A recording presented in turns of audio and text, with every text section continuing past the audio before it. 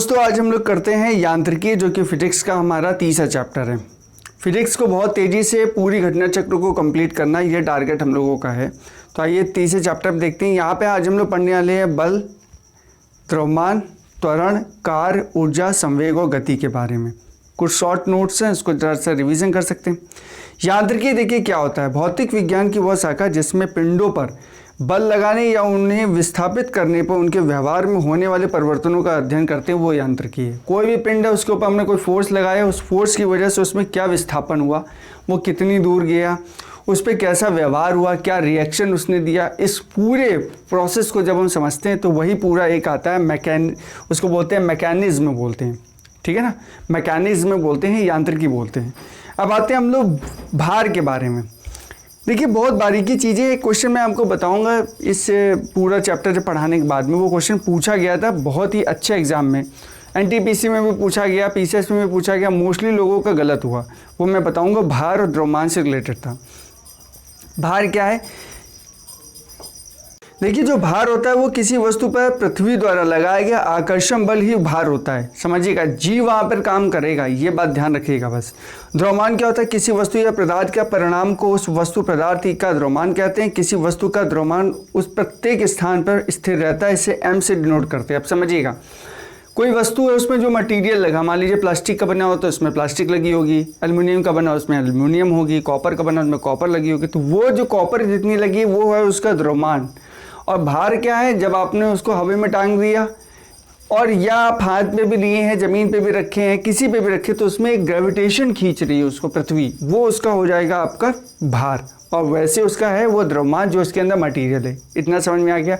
और जो भार होता है वो जो खींचता है, जो पृथ्वी खींचती है, वो जी यूज़ करती है, ठीक है ना। तो वो जो जी है उसको ग्रेविटेशन बोलते हैं। और जी के अलग अलग, ये स्मॉल जी होता है, ये ध्यान रखिएगा, कैपिटल जी नहीं है। कैपिटल जी नहीं है, कुछ लोग कैपिटल जी मानते हैं, लेकिन स्मॉल जी मानते क्या मतलब गलत है। कैपिटल जी स्मॉल जी होता है। इसकी जो वैल्यू होती है वो वैल्यू होती है 9.8 मीटर पर सेकंड स्क्वायर। कहीं कहीं 10 भी ले लेते हैं, लेकिन जब 10 लिया जाएगा तब आपको एक स्टैंडर्ड पैमाने पर बताया जाएगा कि जी इज इक्वल टू 10 मीटर पर सेकंड। और अगर 9.8 लिया जाएगा तो आपको नहीं भी लिखा जाएगा तो भी आप 9.8 लेंगे, ठीक है।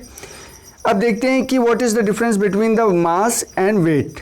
क्या भार और द्रव्यमान में क्या अंतर है? भार जो होता है देखिए वो है डब्ल्यू से, इसको कैपिटल डब्ल्यू से डिनोट करते हैं, और जो द्रव्यमान है उसको स्मॉल एम से डिनोट करते हैं, ठीक है ना।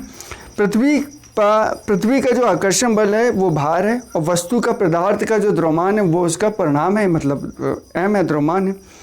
इसे न्यूटन होता है इसका मात्रक, और इसका जो मात्रक होता है वो होता है ग्राम या किलोग्राम, ठीक है। इसका ग्राम या किलोग्राम होता है, इनका न्यूटन होता है। भार का मात्रक न्यूटन होता है और द्रव्यमान का मात्रक ग्राम या किलोग्राम होता है। यह एक सदिश राशि होती है या एक अदिश राशि होती है। वस्तु का भार भिन्न भिन्न स्थानों पर अलग अलग हो सकता है।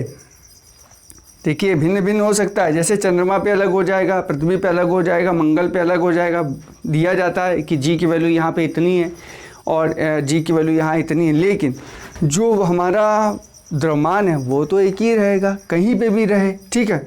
तो वो रहेगा, तो ये एक की स्थिति में एक ही जैसा होता है। अब आते हैं दूरी और विस्थापन में क्या अंतर है। देखिए प्रतिदिन की भाषा में अगर दूरी और विस्थापन एक ही अर्थ में प्रयोग किया जाए तो भौतिकी में इन दोनों शब्दों के भिन्न भिन्न अर्थ होते हैं। जब एक वस्तु एक बिंदु से दूसरे बिंदु की ओर चलती है तो चली गई दूरी वस्तु द्वारा तय की गई अप्रत्यक्ष मार्ग की वास्तविक लंबाई होती है, जबकि विस्थापन प्रारंभिक और अंतिम स्थितियों के बीच सीधी रेखा मार्ग को बतलाता है। इसलिए गतिशील वस्तु द्वारा तय की गई दूरी जो भी हो, वस्तु का द्रव्यमान, माफ कीजिएगा, वस्तु का विस्थापन सदैव वस्तु की प्रारंभिक और अंतिम स्थितियों के बीच सबसे कम दूरी द्वारा प्रदर्शित होता है।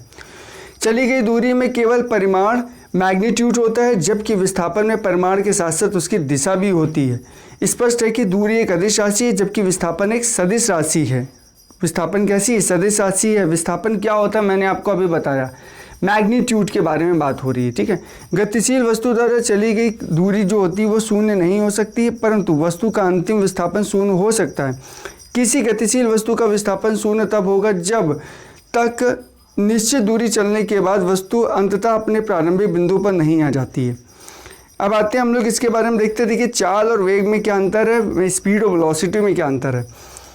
वस्तु की जो चाल होती है उसके प्रति एकांक समय में चली गई दूरी है। देखिए आपके पास एक फॉर्मूला तो आप याद कर सकते हैं, चाल बराबर दूरी बटे समय। देखिए इसको अगर आप समय को 1 मान लीजिए तो क्या बनता है यहाँ से क्वेश्चन, यहाँ से बनता है कि भाई प्रति एकांक इकाई, एक मतलब 1 यूनिट, प्रति एकांक इकाई मतलब यूनिट, प्रति एकांक इकाई में चली गई जो दूरी है वही चाल कहलाती है। बन गया आपका फॉर्मूला, ठीक है। अब देखिए चाल एक अदिश राशि है, इसका जो एसआई मात्रक होता है वो मीटर पर सेकंड होता है और किसी वस्तु का वेग उसमें प्रति इकाई समय में उत्पन्न विस्थापन होता है। वेग बराबर क्या होता है, विस्थापन बटे समय। प्रति एकांक समय में चले गया विस्थापन उसके वेग के बराबर होता है। चाल और वेग में अंतर क्या होता है, देखिए चाल में केवल परिमाण होती है, इस बात को समझिएगा, जिसमें कोई विशिष्ट दिशा नहीं होती। चाल कहीं भी होगी, लेकिन जो वेग होगी उसमें परिमाण के साथ साथ दिशा भी होती है। आता है सदिश राशि। सदिश राशि की परिभाषा क्या है, वे भौतिक राशियाँ जिन्हें पूर्ण रूप से व्यक्त करने के लिए दिशा की ज़रूरत होती है, सदिश राशि कहलाती हैं। अब आते हैं एक्सेलरेशन के बारे में देखते हैं, जो कि त्वरण है। किसी वस्तु के त्वरण को समय के साथ साथ उसके वेग में परिवर्तन की दर के रूप में परिभाषित किया जाता है। त्वरण बराबर होता है वेग परिवर्तन बटे समय। त्वरण बराबर होता है पहला वेग और आखिरी वेग माइनस कर दीजिए उस बटे, और जो जितना टाइम लगा है उसको नीचे डिवाइड कर दीजिए। यदि वस्तु का जो प्रारंभिक वेग u है तथा जो समय t है और जो वेग है v है, तो होता है a = v - u/t, ठीक है। और जो त्वरण है वो मीटर पर सेकंड स्क्वायर होता है। अब आते हैं न्यूटन की गति के नियम को देखते हैं। देखिए पिंड की गति का वर्णन करने के लिए न्यूटन ने 3 नियम परिभाषित किए थे और इन नियमों को न्यूटन की गति का नियम कहा जाता है। न्यूटन की गति के नियम बल की परिशुद्धता परिभाषा करते हैं और वस्तु पर लगाए गए बल तथा उनके द्वारा प्राप्त की गई गति की अवस्था के बीच संबंध को स्थापित भी करते हैं। न्यूटन की गति का प्रथम नियम क्या है, न्यूटन की गति का प्रथम नियम देखते हैं कि अगर कोई नियम, इसमें कहा गया कि कोई वस्तु विरामावस्था वस्तु है तो विरामा में ही रहेगी, गतिमान वस्तु है तो चलती रहेगी, मतलब निरंतर गतिमान रहेगी, एक समान चाल से सीधी रेखा में गतिमान रहेगी, जब तक कि उसकी विरामावस्था अथवा एक समान गति की अवस्था में परिवर्तन के लिए बाहरी बल का प्रयोग करके उससे बाध्य न किया जाए। कहने मतलब न्यूटन ने कहा कि एक ये वस्तु है, अगर वो चल रही है तो जब तक उसके ऊपर बाहरी फोर्स नहीं लगाएंगे आप, तब तक ये रुकेगी नहीं। ये न्यूटन का पहला नियम बोलता है। अब देखिए उल्लेखनीय है कि किसी वस्तु के विरामावस्था रहने की अथवा यदि गतिमान है तो वो सीधी रेखा में निरंतर गतिमान करने की प्रवृत्ति को क्या बोलते हैं हम लोग, इनर्शिया बोलते हैं, मतलब जड़त्व का नियम बोलते हैं या जड़त्व कहते हैं। अब देखिए इसमें आगे देखते हैं, वास्तव में जो द्रव्यमान है किसी वस्तु के परिणाम की माप करता है। वस्तु में यदि अधिक द्रव्यमान होता है तो उसमें जड़त्व भी अधिक होता है, अर्थात हल्की वस्तु की अपेक्षा भारी वस्तु में अधिक जड़त्व होता है। अब न्यूटन की गति का जो सेकंड लॉ है वो क्या कहता है, सेकंड लॉ ये कहता है कि न्यूटन के गति के प्रथम नियम से स्पष्ट होता है कि यदि किसी वस्तु पर भारी बल लगाने से उसकी गति में कोई परिवर्तन होता है तो गति में परिवर्तन होने का अर्थ वस्तु में त्वरण की उपस्थिति होने से है। अतः किसी वस्तु पर बल लगाने से उसमें त्वरण उत्पन्न होता है। ध्यान रखिएगा, वस्तु पर अगर बल लगाया तो उसके अंदर एक्सेलरेशन उत्पन्न होगा। यह न्यूटन का सेकंड लॉ बोलता है, ठीक है। और प्रयोग में देखा गया है कि किसी वस्तु पर आरोपित बल F वस्तु m तथा बल की दिशा में उत्पन्न A के गुणनफल के बराबर होता है। कहने मतलब सीधा सही है, F = m × A, ठीक है। ये फॉर्मूला आपका बनेगा और यही फॉर्मूला आपके कई न्यूमेरिकल्स में यूज़ होगा। यहाँ A है जो मीटर पर सेकंड स्क्वायर होता है और जो m है वो आपका क्या है, द्रव्यमान है, इसको सिर्फ किलोग्राम से डिनोट करते हैं। यहाँ पे फोर्स का मात्रक न्यूटन बनता है, ठीक है ना। देखिए वही है बल बराबर द्रव्यमान गुणे त्वरण, ये सब मैंने बातें आपको बता दी हैं। न्यूटन के थर्ड लॉ पे आते हैं। देखिए गति के जो तृतीय नियम के अनुसार जब कभी एक वस्तु किसी दूसरी वस्तु पर बल लगाती है तो दूसरी वस्तु से पहली वस्तु पर बराबर और विपरीत दिशा में एक बल का प्रयोग होता है। उसको बोलते हैं हम लोग आप ये भी बोल सकते हैं कि क्रिया प्रतिक्रिया का नियम भी होता है। तो ये न्यूटन का थर्ड लॉ बोलता है, ठीक है ना। क्रिया प्रतिक्रिया के नियम के बारे में न्यूटन का थर्ड लॉ बोलता है। अब देखिए इसमें क्या है, इसमें यदि आप देखेंगे तो देखिए क्रिया प्रतिक्रिया का नियम है और ये मैंने आपको बात बता दी। अब आते हैं हम लोग संवेग के बारे में कि भाई आखिर में संवेग क्या है और संवेग संरक्षण का नियम भी क्या होता है, ये भी हम लोग देखेंगे। देखिए किसी वस्तु के संवेग को उस वस्तु के द्रव्यमान तथा वेग के गुणनफल के रूप में परिभाषित किया जाता है। ये आपका फॉर्मूला है, P = m × V। P = m × V आपका ये फॉर्मूला है। और जो संवेग है वो आपका एक सदिश राशि है जिसमें दिशा वेग की दिशा में ही होती है। प्रत्येक गतिमान वस्तु में संवेग होता है, ठीक है, और संवेग में मीटर पर सेकंड होता है। और संवेग एक कैसी राशि है, ये एक सदिश राशि है, इसको ध्यान रखिएगा। अब संवेग परिवर्तन के बारे में देखते हैं कि आखिर में संवेग परिवर्तन क्या। मैं आपको बताऊं सदिश राशि है, इसी वजह से तो P = m/v है, क्योंकि ये क्या है, v के ऊपर वेक्टर है और p के ऊपर वेक्टर है, ठीक है ना। संवेग के बारे में और देखते हैं। देखिए संवेग परिवर्तन क्या होता है। किसी वस्तु के संवेग परिवर्तन की दर वस्तु में लगे बल के समानुपाती होती है और संवेग में परिवर्तन सदैव बल की दिशा में होता है। वह यह न्यूटन के गति के दूसरे नियम का ही एक अन्य रूप भी है। तो न्यूटन के गति के दूसरे नियम का कौन सा रूप है, एक अन्य रूप कौन सा, संवेग परिवर्तन का नियम। यहाँ पे जो बल होता है वो संवेग में परिवर्तन बटे समय को डिनोट करता है। यदि किसी m द्रव्यमान की एक वस्तु का प्रारंभिक वेग u है तो इसका प्रारंभिक संवेग mu होगा, ठीक है। t समय तक इस वस्तु पर बल F कार्य करने पर इसका अंतिम वेग v हो जाता है, अतः वस्तु का अंतिम वेग m बराबर mv होगा, p बराबर mv, ठीक है। अब संवेग में परिवर्तन यदि आप देखेंगे तो mv माइनस mu होता है पहला प्रारंभिक वेग और अंतिम वेग, और इसको आप जब इसको सॉल्व करेंगे तो आपको जो फाइनल रिजल्ट आएगा वो F बराबर m/a आएगा पूरी खोजबीन के बाद, ठीक है। तो आपको ये रटना है, आपके एग्जाम में ये सब पूछा नहीं जाता है, फॉर्मूला डिस्क्राइब करने को नहीं आता है, ठीक है ना। इसे न्यूटन का गति का दूसरा नियम भी बोलते हैं या इसके न्यूटन की गति की छाया भी बोलते हैं, ये भी आ सकता है क्वेश्चन। संवेग संरक्षण के नियम के बारे में देख लेते हैं। देखिए संवेग संरक्षण का नियम बहुत ही ईजी है, बहुत ही सरल शब्दों में आपको बता दूंगा। देखिए बहुत ज़्यादा खिचड़ी पकाने की जरूरत नहीं है कि ये है कि भाई यदि दो अथवा दो से अधिक पिंडों के समुदाय पर कोई बाह्य बल कार्य करे तो समुदाय या संयुक्त संवेग संरक्षण बना रहता है, इसे संवेग संरक्षण का नियम बोलते हैं। अभी हालांकि आपको नहीं इतना पता होगा इसके बारे में, मैं आपको एक एग्जांपल देता हूँ। मान लीजिए कि एक ये पिंड है m1 का, मान लीजिए हाँ ये m1 का, ये m2 का, ये एक पिंड है, ये 1 किलो का कोई गोला है, ये 2 किलो का कोई गोला है, ठीक है। इसकी प्रारंभिक वेग कितना था, प्रारंभिक वेग यहाँ पे था u1, मतलब ये चल रहा था u1, ठीक है।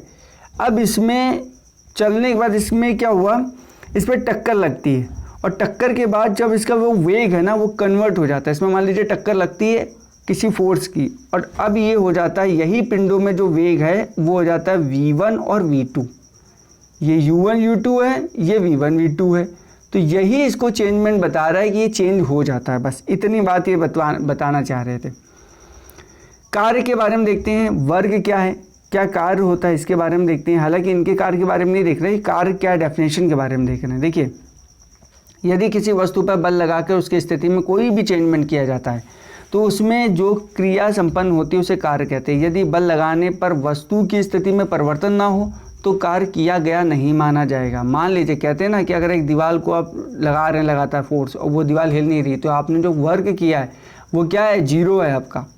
अब किसी आपने गोले को उठा के यहाँ से यहाँ रख दिया तो आपने जो काम किया है वो काम है, ठीक है ना, वो उसको माना जाएगा। किसी वस्तु पर किया गया कार्य का मान लगाए गए बल तथा बल की दिशा में वस्तु के विस्थापन के गुणनफल के बराबर होता है। और यहाँ पे फॉर्मूला है कार्य बराबर होता है बल गुणे बल की दिशा में विस्थापन, और यहाँ होगा W बराबर F/s, ठीक है ना।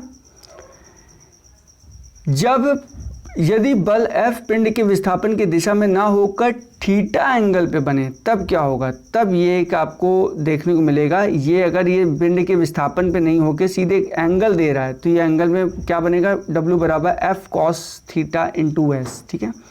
यहाँ पे जो cos थीटा है वो विस्थापन की दिशा में बल का घटक है। कार्य एक अदिश राशि है और कार्य SI मात्रक जूल होता है। अब हम लोग आते हैं इसके बारे में देखते हैं कि भाई देखिए 1 न्यूटन का बल है, पूरी डेफिनेशन उन्होंने दे दी है। वही 1 न्यूटन का बल यूज़ किया है, 1 मीटर में 1 न्यूटन का बल यूज़ किया तो 1 जूल कार्य हुआ, बस इतनी डेफिनेशन इनको बतानी थी। अब आते हैं हम लोग शक्ति और सामर्थ्य के बारे में। शक्ति सामर्थ्य एक ही बात है, पावर बोलते हैं बस, आपकी कितनी पावर है वही शक्ति वही सामर्थ्य है आपका। किसी मशीन या किसी व्यक्ति के द्वारा भी, ऐसा नहीं कि मशीन ही काम करेगी, किसी व्यक्ति के द्वारा भी कार्य करने की जो क्षमता है उसको सामर्थ्य बोलते हैं।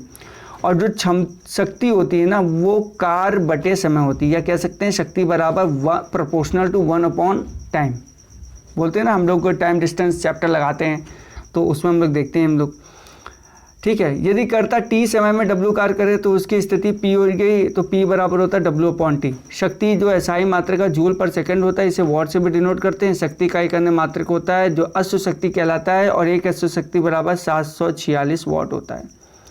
अब आते हैं ऊर्जा के बारे में भैया। देखते हैं ऊर्जा भाई साहब, देखते हैं क्या होता है कि किसी वस्तु की कार्य करने की जो क्षमता है उसकी ऊर्जा कहलाती है। ऊर्जा के अनेक रूप होते हैं, जैसे यांत्रिक ऊर्जा, ऊष्मा ऊर्जा, प्रकाश ऊर्जा, ध्वनि ऊर्जा आदि में अदिश राशि होती है, और इसमें जो मात्रक होता है वो जूल होता है। यांत्रिक ऊर्जा के बारे में देखेंगे कि यदि किसी पिंड को कुछ यांत्रिक ऊर्जा करने की क्षमता प्रदान करी जाए तो दो प्रकार से होती है, गतिज ऊर्जा और गतिज ऊर्जा और स्थितिज ऊर्जा। एक पिंड की स्थितिज या गतिज ऊर्जा का कुल वेग, कुल योग इसकी यांत्रिक ऊर्जा कहलाती है।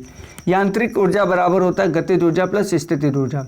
गतिज ऊर्जा बराबर होता है यह वह ऊर्जा है जो किसी वस्तु में उसकी गति के कारण होती है। यदि किसी वस्तु का द्रव्यमान m किलोग्राम तथा जो चाल है जो मीटर पर सेकंड हो, तो उस वस्तु की गतिज ऊर्जा क्या होगी, काइनेटिक एनर्जी बराबर ½ mv²। अब आते हैं हम लोग स्थितिज ऊर्जा के बारे में।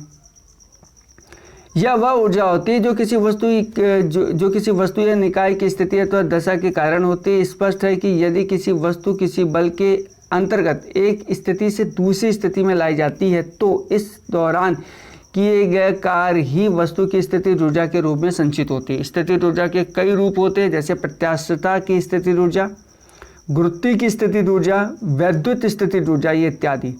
किसी वस्तु की स्थितिज ऊर्जा है वो Pe बराबर होती है mg है, जहाँ पे m है द्रव्यमान है और g आपका गुरुत्व है और h आपकी हाइट है, ठीक है ना। अब हम लोग इसके बारे में जो क्वेश्चन आंसर है वो हम लोग नेक्स्ट वीडियो में करेंगे, ठीक है ना। तो आई होप आपको ये वीडियो अच्छी लगी होगी, और इस वीडियो के बाद में इसकी का एक सेकंड पार्ट आएगा जिसमें हम लोग प्रश्न उत्तर करेंगे, क्योंकि ज़्यादा लंबी वीडियो ना हो जाए, ये भी मैं भी चाहता हूँ कि आप भी ईजिली तरीके से चीज़ों को समझ जाएं और ज़्यादा स्ट्रेस ना लें। वीडियो लगातार आती रहेगी, तो आज के लिए इतने ही रखते हैं। नेक्स्ट वीडियो में मिलते हैं। Thanks a lot, God bless you all and keep watching.